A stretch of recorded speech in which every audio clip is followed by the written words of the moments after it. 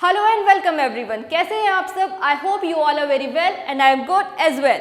आज हम स्टार्ट करने जा रहे हैं पोइट्री का सेकंड चैप्टर जो कि है an elementary school in a slum.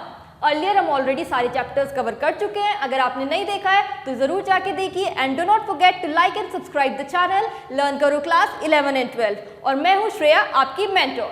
So, the poem An Elementary School in a Slum is written by Stephen Spender.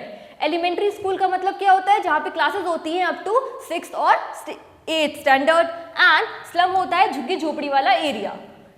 It is written by Stephen Spender जो कि एक English poet as well as essayist थे। इनकी story में, इनकी poem में actually हमें क्या पता चलता है? Of social inequalities and class struggle. Social inequalities क्या होती है? सामाजिक असमानताएं जो कि एग्जिस्ट करती हैं इन द पब्लिक और the community in which we all live in. The theme of the poem is plight of poor children living in slum. Plight का मतलब क्या होता है? दुर्दशा। इनकी पोएम में हम जानेंगे कितनी मिजरेबल और कितनी अंडर प्रिविलेज्ड बच्चे होते हैं ये, और इनका एरिया कैसे रिलेट करता है इनकी इस कंडीशन को। ऑलराइट, सो पोएम स्टार्ट होती है और पोएट डिस्क्राइब कर रहे हैं एक क्लासरूम को जो कि स्लम एरिया में लोकेटेड है, एलिमेंट्री स्कूल में। वो वहाँ पे क्या क्या नोटिस करते हैं। पोएम की स्टार्टिंग में वो बोलते हैं that far far from the gusty waves, यानी कि विंडी वेव्स के काफ़ी दूर, और ये और भी दूर है काहे से? Of the opportunities, playful environment, knowledge and education. क्या? इन बच्चों के फेसेस, क्योंकि उसमें बिल्कुल भी एनर्जी नहीं है। रेदर दैट जो बच्चे इनकी एज के होते हैं और जो प्रिविलेज होते हैं वो काफ़ी एनर्जेटिक अपीयर होते हैं। Along with it they are considered as rootless weeds. Weeds क्या होते हैं? वीड्स होते हैं अनवांटेड प्लांट्स जो कि अपने आप ही ग्रो कर जाते हैं। ऐसे ही पोइट बोल रहे हैं कि सोसाइटी इन बच्चों को काफ़ी अनवांटेड कंसिडर करती है, यानी कि जैसे कि उनकी कोई इंपॉर्टेंस ही ना हो, वो बस ऐसे ही हो विदाउट एनी इंपॉर्टेंस। एंड वो डिस्क्राइब करते हैं कि इन बच्चों के जो हेयर्स हैं वो फेस पे इधर उधर फैले हुए हैं, यानी कि वो नीटली कोम्ड बिल्कुल भी नहीं है ऑन देयर पेलॉर फेसेस।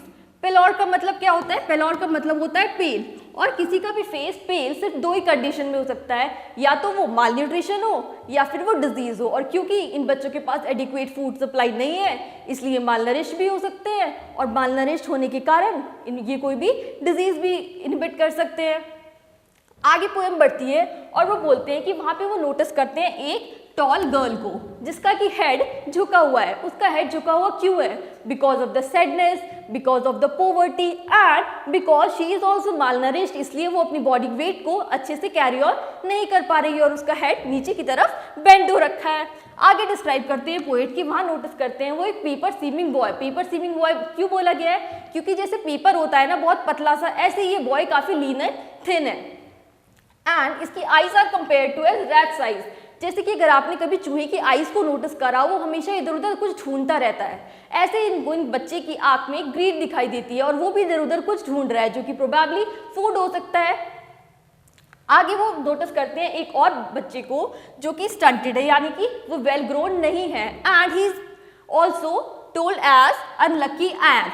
एयर का मतलब क्या होता है? इनहेरेंट, यानी कि यूजुअली बच्चे अपने पेरेंट्स से क्या इनहेरिट करते हैं? Luxury and comfort. लेकिन ये बच्चा अनलकी आयर है क्योंकि इसने क्या इनहेरिट करा है अपने फादर से?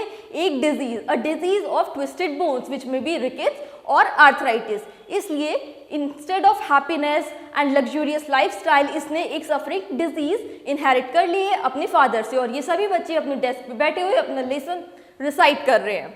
आगे स्टोरी बढ़ती है एंड वो पीछे की तरफ एक और बच्चे को नोटिस करते हैं। पीछे की तरफ क्लासरूम में लाइट नहीं आ रही है, वहाँ का एरिया काफ़ी डिम है क्योंकि लाइट नहीं पहुँच रही है। लेकिन पोएट नोटिस करते हैं सबसे पीछे एक बहुत प्यारा सा स्वीट सा यंग बच्चा बैठा हुआ है और उसका ध्यान बिल्कुल भी उस चैप्टर में तो नहीं है जो क्लास में पढ़ाया जा रहा है। इंस्टेड उसका दिमाग कहाँ है? उसका दिमाग लगा हुआ है स्क्विरल को देखने में, जो कि कहाँ पे है? ट्री रूम में। क्योंकि ये बहुत कंजस्टेड एरिया होता है स्लम्स का, इसलिए ट्री रूम भी पास में ही है और वो वहाँ पे देख रहा है किसको? एक स्क्विरल को। क्यों देख रहा है वो स्क्विरल को? क्योंकि स्क्विरल एक जगह पे बिल्कुल स्टैटिक नहीं है, वो इधर उधर भाग रही है, खेल कूद रही है, मस्ती कर रही है। और यूजुअली यंग बच्चों को खेलना कूदना, मस्ती करना यही सब पसंद होता है। चलिए जान लेते हैं what are the literary devices used in this phrase. Far far, repetition क्योंकि यहाँ पे ये रिपीट हो रहा है। Then rootless weeds, like use हुआ है ना इसलिए ये हो गया simile. And paper swimming boy जब बोला गया है और यहाँ पे लाइक का भी यूज नहीं हुआ है, इसलिए ये हो गया मेटाफोर। ओके, देन आगे पोएट डिस्क्राइब करते हैं कि ऑन द सार क्रीम वॉल्स, जो वो वॉल्स हैं उस क्लासरूम की वो बिल्कुल भी नीट नहीं है और काफी टाइम से उन पे पेंट भी नहीं हुआ है, इसलिए उसको बोला गया है सार क्रीम। क्यों? क्योंकि अगर मिल्क में से हम जो क्रीम होती है उसको हटा देते हैं और बाहर रख देते हैं कुछ दिनों के लिए, वो बहुत ही पैथेटिक दिखती है। ऐसे ही जैसे कि वहाँ की वॉल्स दिख रही थी और उन पे कुछ डेकोरेटिव आइटम्स लगे हुए हैं जो कि डोनेशंस में मिले थे। डोनेशंस क्या होते हैं? Donation are the things which people give in form of a charity. क्या क्या चीज़ें लगी हुई थी वहाँ पे वॉल पे डोनेशंस में दी गई हुई? वहाँ पे लगा हुआ था एक शेक्सपियर हेड, शेक्सपियर का एक पोर्ट्रेट है। अलॉन्ग विद इट वहाँ पे it is considered as cloudless dawn, civilized dome in the cities, beautiful beautiful cities की भी फोटोग्राफ्स है वहाँ पे। और क्योंकि शेक्सपियर का हेड जो है वो बाल्ड है, और शेक्सपियर कौन है प्रोबेबली इतनी छोटी क्लासेस में बच्चे ये नहीं जानते और ना ही वो इतना हायर एजुकेशन के बारे में रिलेट कर सकते हैं, इसलिए उनको क्या लगता है कि जैसे हेड दिखता है ना बाल्ड, ऐसे ही उनको एक पोर्ट्रेट डिपिक्ट हो रही है जो ब्यूटीफुल सिटीज की है, सिटीज के पीछे जो कि डॉन टाइम यानी कि सनराइज टाइम में जैसे कि सन दिखता है वैसे ही उनको दिख रहा है कि जैसे सन दिख रहा है वैसे ही उनका हेड दिख रहा है। किसका? शेक्सपियर का। आगे कंटिन्यू करते हुए पोएट बोलते हैं कि वहाँ पे कुछ और ब्यूटीफुल सीनरीज हैं ऑफ बेलफ्लावर टायरोलिस वैली। टायरोलिस वैली एक बहुत ब्यूटीफुल वैली है जो कि कहाँ पे लोकेटेड है? इन Austria. Alright, and along with it वहाँ पे एक वर्ल्ड मैप भी है। अब इन चीज़ों का बच्चों से क्या रिलेशन? बच्चों के लिए तो दुनिया वही है जो वो अपनी विंडो के बाहर देखते हैं। ये वर्ल्ड मैप, ब्यूटीफुल वैलीज और शेक्सपियर, इससे वो रिलेट बिल्कुल नहीं कर पाते हैं, इसलिए ये उनकी काफ़ी यूज़ का नहीं है। आगे कंटिन्यू करते हुए पोएट बोलते हैं कि ऐसा लगता है कि इन बच्चों का जो फ्यूचर है it is all painted with a fog. Why with fog? क्योंकि फॉग में हमें कुछ भी क्लियर नहीं दिखाई देता है, सब कुछ धुंधला धुंधला दिखाई देता है। ऐसे ही क्योंकि ये बहुत अंडर प्रिविलेज बच्चे हैं, इन्होंने बहुत सारी हार्डशिप फेस करी हुई हैं, इसलिए इनका फ्यूचर भी ऑलमोस्ट धुंधला हो चुका है। And a narrow street sealed with a lead sky.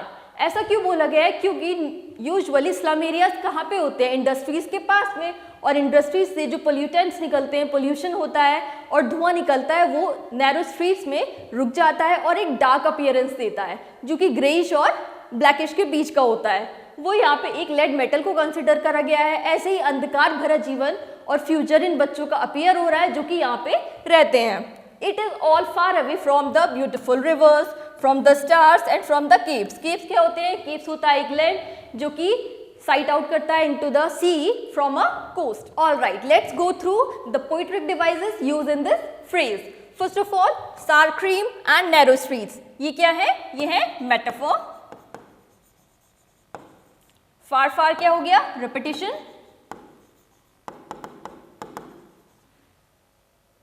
Shakespeare head and Tyrolese valley, ये दो फेमस चीजों के नाम है, इसलिए ये क्या हो गया? अल्यूजन। एंड ई का यूज हुआ है वोवेल कंटिन्यूअसली, ये क्या हो गया? अलिटरेशन।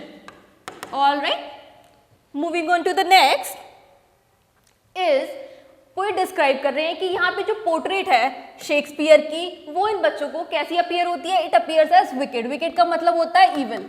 क्यों इविल? क्योंकि इन बच्चों को सोसाइटी एक्सेप्ट नहीं करती है, इन्हें प्यार नहीं देती है, इसलिए ये बच्चे हर दूसरे इंसान से नफरत करते हैं। क्योंकि लोग इन्हें प्यार नहीं करते हैं इसलिए ये बच्चे उनसे नफरत करते हैं। एंड मोरोवर, अगर आपने शेक्सपियर के बारे में पढ़ा हो तो his works describes of kingdoms, huge kingdoms, जिनसे कि बच्चे बिल्कुल रिलेट ही नहीं कर पाते, और इतनी छोटी क्लासेस में शेक्सपियर के बारे में बच्चों को पता भी नहीं होता, और इनकी कंडीशंस तो और बहुत हार्डशिप भरी हुई है। इसलिए वो बोलते हैं that Shakespeare is wicked for them and map is a bad example. Why bad example? क्योंकि मैप में तो एंटायर वर्ल्ड दिख रहा है, entire world which is so huge, और इन बच्चों के लिए वर्ल्ड क्या है? वही जो वो विंडो के बाहर देख रहे हैं, सब कुछ इतना कंजस्टेड है, कुछ भी ब्यूटीफुल नहीं है, मिजरेबल है और सब कुछ अंडर प्रिविलेज्ड है। अलॉन्ग विद इट वो बोलते हैं कि वहाँ पे ब्यूटीफुल शिप्स, सन्स हैं, एंड ये सबको देखते हुए, और क्योंकि लोग उन्हें प्यार नहीं करते हैं, इसलिए ये बच्चों को कंपेल करता है ट्राई की तरफ towards stealing and all bad activities. Along with it उनकी जो इतनी मिजरेबल कंडीशन है, it is turned into cramped holes. Why cramped holes में? बिकॉज क्योंकि उनको अपॉर्चुनिटीज़ नहीं मिल रही है, उनको बहुत कुछ नया देखने को नहीं मिल रहा है जिससे वो नहीं सीख पा रहे हैं कुछ, इसलिए they are restricted, they are confined to holes. Why holes? Because जो एरिया जिसमें वो रहते हैं वो बहुत छोटे छोटे, उन्हें बोला गया है होल्स, और क्रैम्प्ड का मतलब होता है confined to a particular place, वो इससे बाहर की दुनिया को देख ही नहीं पा रहे हैं, they are confined to that particular area, cramped holes. And from fogs to endless nights, और ये जो इनकी प्रॉब्लम्स है, दुख दर्द तकलीफें हैं, ऐसा लग रहा है कि ये कैसी हो, जैसे कि एक एंडलेस नाइट हो। Night means darkness which means problems, और ये कभी एंड ही ना होने वाली हो, ऐसा उन्हें लगता है। ये बच्चे जो कि ऐसा लगता है कि कूड़े के ढेर पे बैठे हुए हैं, क्योंकि आसपास बहुत ही ज़्यादा गंदगी है और वो इतने पतले दुबले हैं क्योंकि वो एक बैलेंस डाइट नहीं अवेल कर पाते हैं। तो ऐसा लगता है कि जो बोन्स है उनकी बॉडी की, वो उनकी स्किन की अंदर से बाहर झांक रही हूँ, क्योंकि उनकी बॉडी फैट बिल्कुल भी नहीं है, क्योंकि वो सभी मालनरिश्ड हैं। अलॉन्ग विद इट उन्होंने जो स्पेक्टिकल्स पहने हुए हैं that are made up of steel, और जो उनका फ्रेम है वो स्टील का बना हुआ है, और जो लेंसेज है वो टूटे फूटे हैं, उनमें काफ़ी क्रैक आ रखे हैं, वो बहुत बार रिपेयर भी हो चुके हैं। And what are they appearing? They are appearing like bottle bits on stones, यानी कि आपने कभी कभी देखा होगा स्टोन्स के ऊपर जो ग्लासेस लगे होते हैं वो इरेगुलर होते हैं ना, ऐसे ऐसे क्रैक्स उनमें दिख रहे होते हैं, ऐसे ही उनके स्पेक्स में है, क्योंकि वो टूटे फूटे हैं, वो बहुत हैवी हैं और वो अनकंफर्टेबल भी हैं। And all of the time they are their space in foggy slum, so blot their maps with slums as big as doom. और इन बच्चों को बाहर की दुनिया देख नहीं पा रही है, और इसकी अपॉर्चुनिटी भी पोइट को कम ही लग रही है, क्योंकि जैसे जैसे ये स्लम एरिया बढ़ता जा रहा है, ऐसे ऐसे इनकी अपॉर्चुनिटी को अवेल करने का तरीका और उनको कुछ नया सीखने का, नॉलेज गेन करने का, ये सारा पर्सपेक्टिव कम होता हुआ दिखाई दे रहा है, ये सब धुंधला होता हुआ दिखाई दे रहा है, इसलिए फॉग को यूज करा गया है। आइए जान लेते हैं what are the literary devices used in it. Like use हुआ है तो ये हो गया simile, alright, and also with it F का यूज है यहाँ पे, ये हो गया अलिटरेशन, एंड क्रैम्प्ड होल्स यहाँ पे है मेटाफोर, ऑलराइट। नेक्स्ट फ्रेज में पोएट जो है अटेंशन इधर की तरफ डाइवर्ट करना चाहते हैं कुछ लोगों की, जिससे कि वो इनकी पूरे बच्चों के जो स्लम्स में पढ़ रहे हैं उनके अपलिफ्टमेंट में कुछ हेल्प कर सके। कौन है वो लोग? वो लोग हैं गवर्नर, इंस्पेक्टर और विजिटर। तो इसके थ्रू पोएट इन सब की अटेंशन ग्रैब कर रहे हैं और इस तरफ डाइवर्ट कर रहे हैं towards the poor under privileged children. वो क्या बोलते हैं कि ऐसा कुछ करना चाहिए इन बच्चों के लिए कि जो इनके यहाँ मैप लगा हुआ है ना वर्ल्ड का, वो एक विंडो की तरह एक्ट करे, जिसके थ्रू ये बाहर की दुनिया को देख सके, एक जगह कन्फाइंड ना रहे। एंड ये जो मैप लगा हुआ है जिससे अब तक वो बिल्कुल रिलेट नहीं कर पा रहे हैं, ये उनको उनके कैटाकॉम्स में शट ना कर दे।